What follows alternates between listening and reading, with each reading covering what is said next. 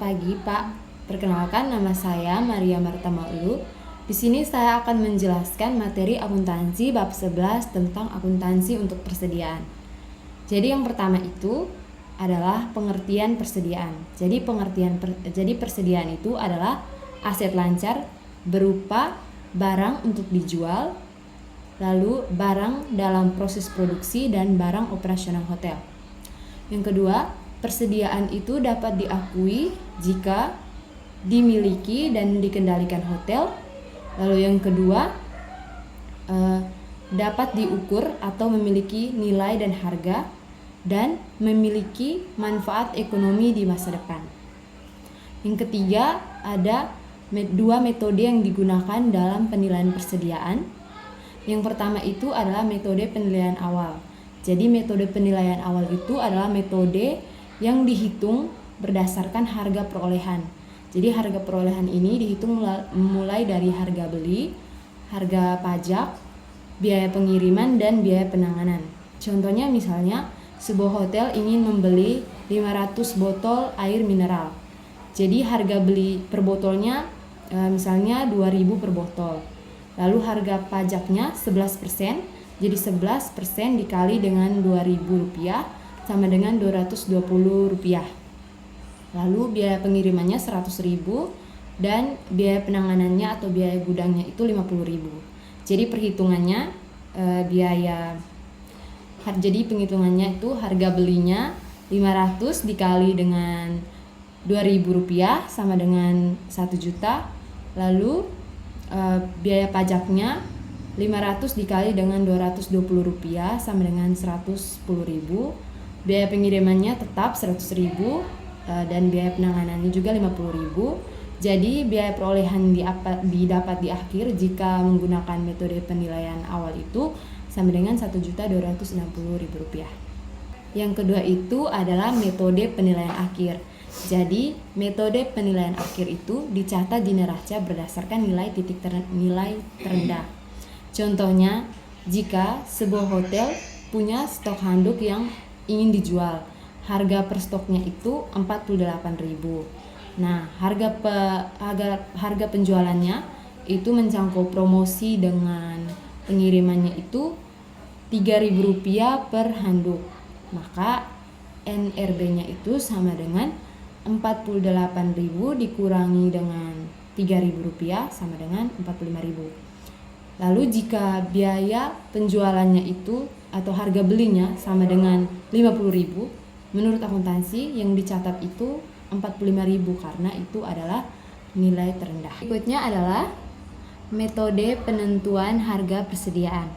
Jadi di sini ada 4 metode yang termasuk. Yang pertama itu adalah FIFO atau first in first out. Jadi barang yang masuk lebih dulu harus keluar lebih dulu juga. Lalu ada LIFO, last in first out, barang yang keluar kemudian, barang yang masuk kemudian harus keluar lebih dulu. Lalu ada metode rata-rata dan metode identifikasi khusus. Nah, untuk metode identifikasi khusus ini itu jarang digunakan. Jadi yang pertama itu saya akan jelaskan tentang metode FIFO. Jadi saya sudah mencatatkannya di sini. Contoh dari metode FIFO ini, misalnya pada tanggal 1 Mei ada 20 unit handuk. Biayanya itu Rp50.000, jadi 1 juta. Saldonya 1 juta. Tanggal 10 Mei ada 30 unit handuk, biayanya Rp55.000, jadi 1.650.000. Saldonya jadi 2.650.000 dari 1 juta ditambah 1.650.000.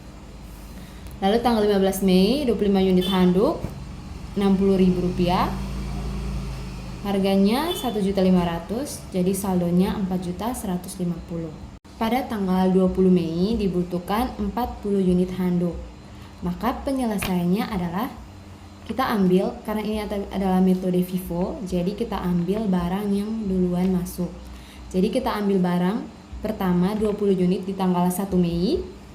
Lalu barang kedua 20 unit dari 30 unit di tanggal 10 Mei. Jadi 20 dikali dengan 50.000 sama dengan 1 juta. Lalu 20.000 dikali dengan 55.000 sama dengan 1.100.000. Jadi jumlahnya itu 2.100.000, lalu dibagi dengan banyaknya unit yang ingin dihitung. Jadi karena di sini kita mau hitung 40 unit, jadi 2.100.000 dibagi 40 sama dengan 52.500. Yang berikutnya itu adalah metode LIFO atau last in first out. Jadi misalnya di tanggal 1 Mei handuknya ada 100 unit, harganya 48.000. Lalu jumlah atau biaya keseluruhannya 4.800.000. 4.800.000 itu dari 48 dikali 100 unit. Jadi saldonya 48 juta. 4.800.000. Lalu di tanggal 10 Mei handuk masuk 50 unit, per unitnya 49.500. Jadi jumlahnya 2.747.000. Saldonya sama dengan 5.475.000. Nah, ditanya di tanggal 15 Mei handuk masuk 120 unit, kira-kira berapa harga pokok persediaannya.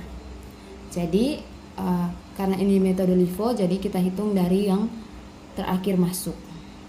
Jadi karena butuhnya 120 unit, kita ambil 50 unit pertama di tanggal 10 Mei. Lalu kita ambil lagi 70 unit dari 100 unit di tanggal 1 Mei. Jadi 50 dikali dengan harga per unitnya 49.500 sama dengan 2.475.000, dan 70 dikali 48.000 sama dengan 3.360.000, lalu dijumlahkan dan dibagi dengan 120, hasilnya 48.625. Berikutnya adalah metode rata-rata. Jadi produk dikali harga, lalu jumlah semua dan dibagi unit. Dan yang terakhir itu adalah metode identifikasi khusus, namun metode ini itu jarang digunakan. Jadi itu saja penjelasan dari saya tentang akuntansi persediaan. Sekian dan terima kasih.